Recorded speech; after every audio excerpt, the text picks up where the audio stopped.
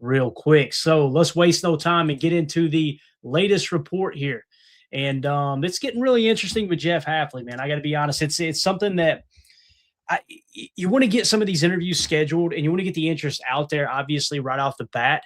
But to me, it just feels like a lot of teams are going to be after Jeff Hafley. And it's a little bit surprising because there's all kinds of other candidates out there that really their defenses have better numbers this year.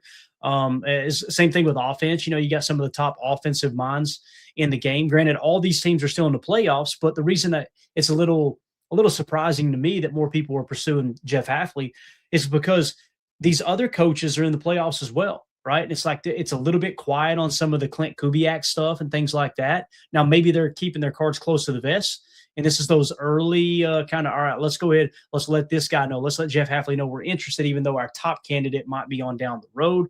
Who knows? But as everything unfolds, obviously, we'll dive into it. Here was the latest. So Albert Breer tweeted this out earlier today. The Falcons, Cardinals, and Titans have put in requests to interview Packers defensive coordinator Jeff Hafley for their head coaching job per sources. Hafley can't interview until next week with Green Bay going to Chicago on Saturday. So they have to wait at least another week, right, before they could potentially interview Jeff Hafley. And I don't think that means they have to be eliminated in order to interview. I think you can interview while you're still on a team.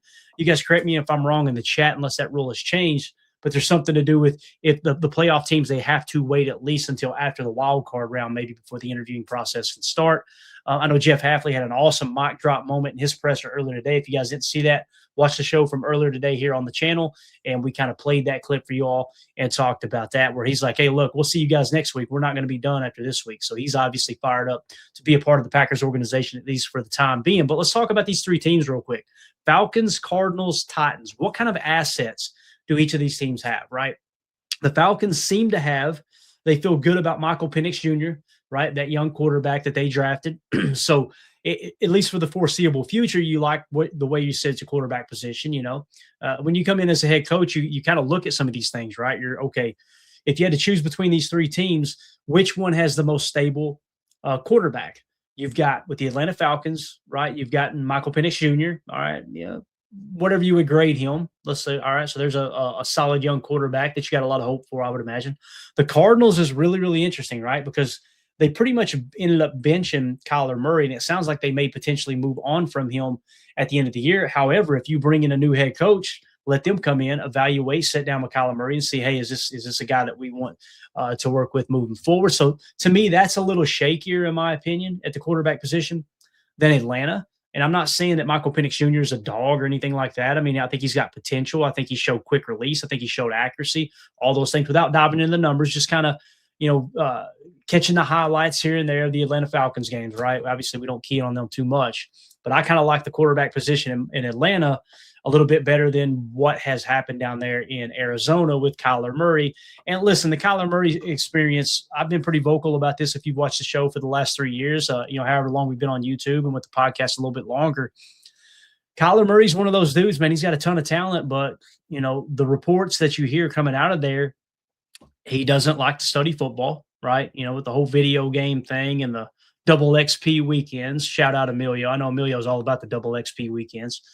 And also, just kind of seeing him interact with the teammates and stuff. There's been former GMs like Michael Lombardi and others that are like, man, he just doesn't look like a natural born leader. It doesn't look like it means that much to him, right?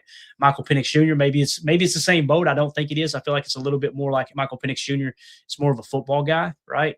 So I would put the Falcons slightly ahead of the Cardinals in that regard. And you go to the Titans, and they just used the number 1 overall pick on Cam Ward, right? And of course, to me, Cam Ward showed flashes. Now he's got to get a good OC in there and a good system that's going to accelerate his growth, right?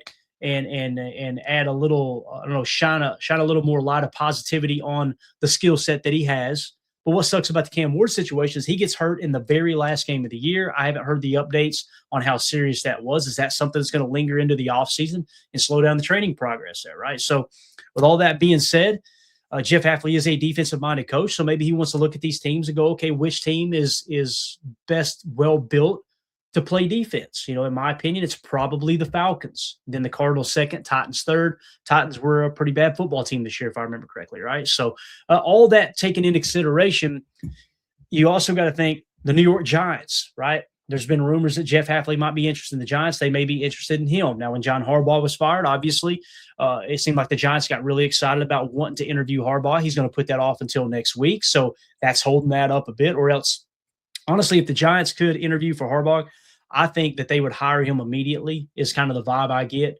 But he's slowing that process down to see if maybe one of these playoff teams get absolutely blown out in the playoffs and it's a better situation. They overreact, fire their coach, and he can step right into a situation where you got a playoff bound team and maybe a few more resources there. So there's a lot of these dominoes that have to fall into place, and that's probably not going to happen until after next week. But again, that was another team that was mentioned. We mentioned Miami earlier, right? With the Miami Dolphins firing Mike McDaniel, and you've got John Eric Sullivan, the Packers executive, who is set to interview. I think he was supposed to interview today for that job. He was one of 3 outside candidates, along with their interim general manager. And if John Eric Sullivan goes there, now you want to add Jeff Hafley to the list on Miami. So you're talking about 5, 6 teams is what we're kind of hearing that's interested in Jeff Hafley.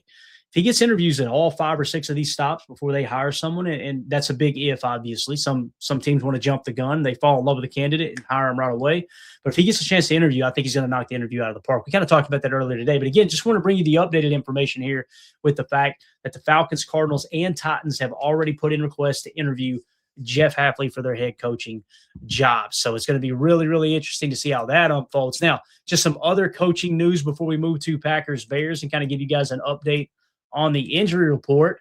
You know, we talked about earlier today, we'd love to see Mike McDaniel. I would love to see Mike McDaniel in Green Bay. He's really, really good friends with Matt LaFleur, and I think it would make a lot of sense to get him in-house. I would prefer Mike McDaniel as my offensive coordinator over Adam Stenavich. I would still like to keep Adam Stenavich, but have him be the offensive line guru. We talked about it earlier. If you missed that show, you can go back and watch it right here on the channel. So I really like the idea of Mike McDaniel potentially coming in.